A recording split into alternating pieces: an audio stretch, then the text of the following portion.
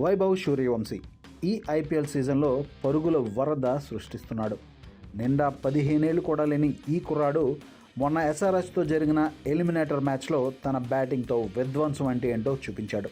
కేవలం 29 బంతుల్లో 97 పరుగులు చేశాడు. ఇందులో కేవలం 6లే 12 ఉన్నాయంటే అతని బ్యాటింగ్ పవర్ ఏంటో అర్థం చేసుకోవచ్చు.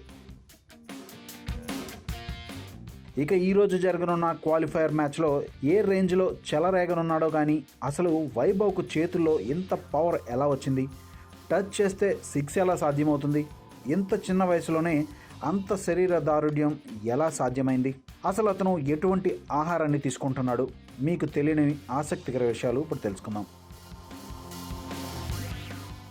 ఒక 15 ఏళ్ల కుర్రాడు అంతర్జాతీయ క్రికెట్లో ప్లేయర్గా ఎదిగి ఈ స్థాయిలో పేరు తెచ్చుకున్నాడంటే దాని వెనుక ఎంతో కఠిన శ్రమ ఉంటుంది.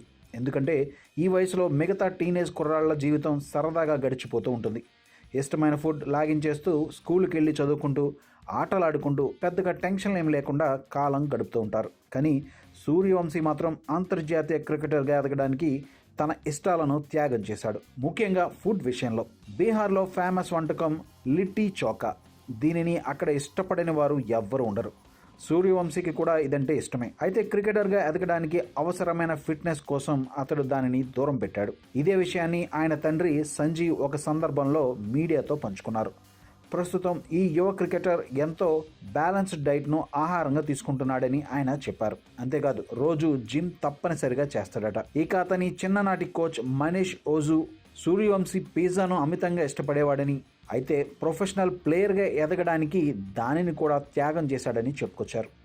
ఇంకో విషయం ఏమిటంటే వైభవ్ మటన్ కూడా తీసుకోడట.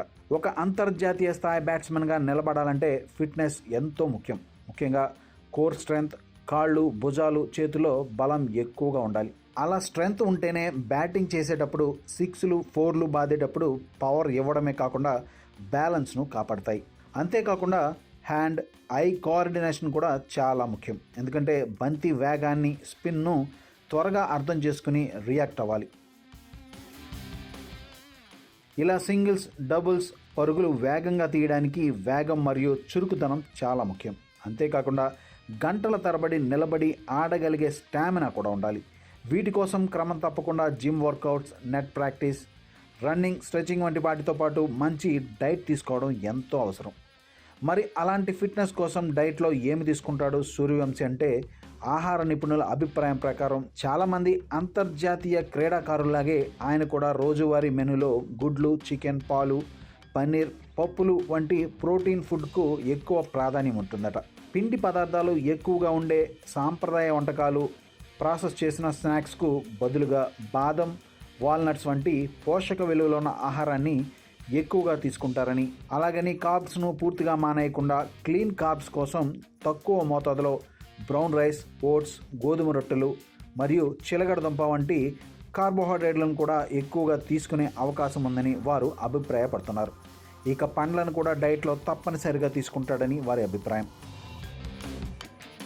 ఇక Vaibhav Suryavanshi diet and work out plan విషయానికి వస్తే, ఆయన భారీ ఇన్నింగ్స్ ఆడినా కొంచెం కూడా అలసిపోకుండా బ్యాటింగ్ చేయగలుగుతున్నాడు. అతని సిక్సర్ల వెనుక ఉన్న అసలైన పవర్ సీక్రెట్ ఇదే. దీంతోపాటు నిద్ర విషయంలోనూ, తాగే నీరు విషయంలోనూ చాలా ఖచ్చితంగా ఉంటాడట. అందువల్ల మెంటల్గా కూడా ఎక్కువ స్ట్రాంగ్గా ఉండడంతో పాటు ఒత్తిడిని కూడా ఈజీగా జయిస్తాడనేది డైట్ నిపుణుల అభిప్రాయం.